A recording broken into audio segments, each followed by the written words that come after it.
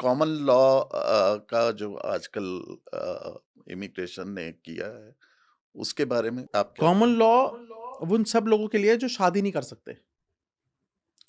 अगर आप शादी कर लिया आपने तो आप मैरिड हो, आपको एक मैरिज सर्टिफिकेट मिल गया।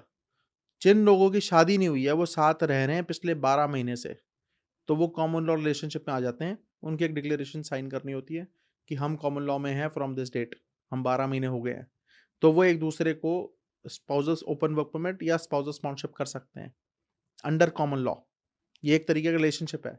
या मैरिड होते हो, या कॉमन लॉ होते हो, या कॉन्जुगल होते हो, ऐसे 3-4 तरह की चीज़ें हैं। उसमें कॉमन लॉ बड़ा कॉमन है कि जैसे एक लड़के का डिवोर्स अभी चल रहा है, डिवोर्स हुआ नहीं है और वो किसी और लड़की के साथ रहना शुरू कर दे और उस सही। लड़की के साथ 12 महीने रह रहा है, तो वो कॉमन लॉ बन जाएगा।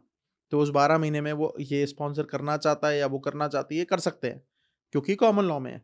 He can not marry her because उसका डिवोर्स नहीं हुआ है। एक एग्ज़ाम्पल है, ऐसे कई केसेज़ में कपल अभी रेडी नहीं है शादी करने के लिए, वो साथ रह रहे हैं लेकिन कॉमन लॉ में हैं, लेकिन वो शादी नहीं करना चाहते। तो वो एक-दूसरे को स्पॉन्सर कर सकते हैं, ओपन वर्क परमिट करा सकते हैं, वो सब कर सकते हैं। तो कॉमन लॉ का मिसकंसेप्शन ये होता है, कल मेरे पास हियरिंग कल परसों मेरे पास कंसल्टेशन में एक कपल आया था, वो मैरिड थे। तो मेरे को कहते हैं हमारा कॉमन लॉ कर दो। तो मैंने कहा कॉमन लॉ कर दो मतलब? फिर मैंने उनको समझाया कॉमन लॉ वो होता है जो लोग शादी नहीं करते, 12 महीने साथ रहते हैं। आप तो मैरिड हो, आपका कॉमन लॉ नहीं है, आपकी तो स्पाउसल स्पॉन्सरशिप है।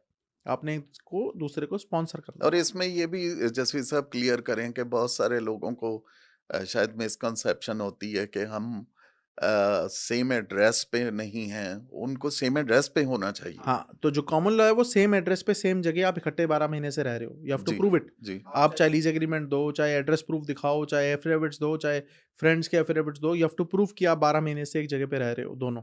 तो ये कॉमन लॉ का चक्कर है। एंड कॉन्जुगल पार्टनर या हम जिसको हम सेम सेक्स मैरिजेस कहते हैं या सेम सेक्स पार्टनर्स कहते हैं, तो क्या वो भी इसी लॉ के अंडर आ सकते ओके, हैं? सेम हाँ, बिल्कुल। अब कॉमन लॉ या स्पाउस स्पॉन्सरशिप कनाडा एक्सेप्ट करता है सेम सेक्स को।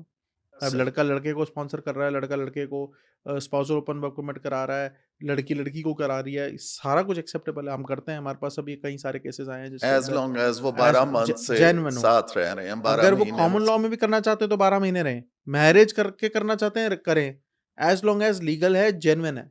सही, सही। जेन्युइन हो तो करो, जेन्युइन है, रिलेशनशिप है, करो एक दूसरे को स्पॉन्सर, इट्स ओके।